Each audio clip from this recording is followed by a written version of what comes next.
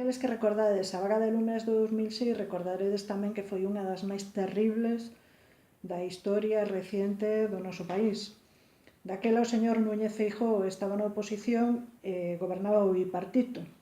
O señor Núñez Feijóo concedía unha entrevista a El País na que decía que existía unha evidente relaxación por parte da Xunta e denunciaba, entre outras cousas, o relax a hora de contratar brigadistas forestais, a hora de organizarse, e daba por veraces as denuncias que se facían dende a xente que estaba nas brigadas forestais, daba veracidade totalmente ás denuncias sindicais que estaban presentadas por este caso, que denunciaba que había 1 millar de traballadores que foran sustituídos e de 30 condutores de motobomba que se quedaran na casa por non poder acreditar o seu coñecemento de galego.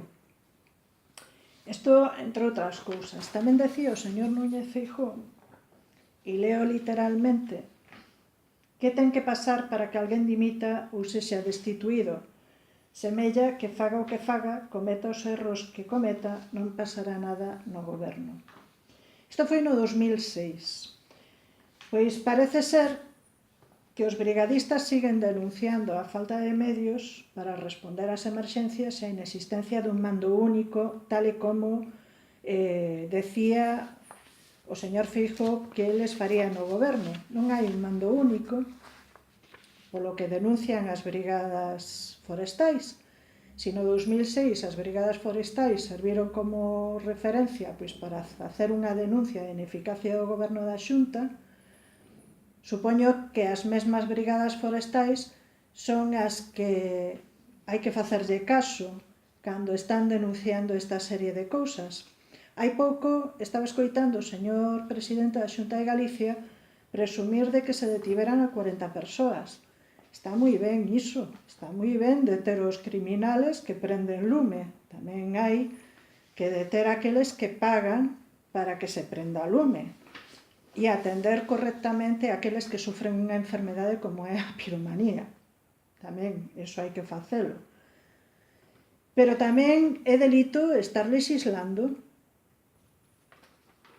porque este tipo de legislación na que se pode recalificar zonas queimadas e non fai falta que pasen 30 anos para recalificar esas zonas queimadas, isto dá moi malas ideas. E tamén ver noticias como que a poucos días de empezar a campaña e a sesión de perigo de incendios en Galicia, pois faltaban helicópteros, faltaban motobombas en Santa Comba. Hoxe veíamos no Galicia Confidencial que houbo brigadas que non puideron asistir, bombeiros que non puideron asistir a un incendio e ir con urxencia a un incendio porque non tiñan suficientes recursos.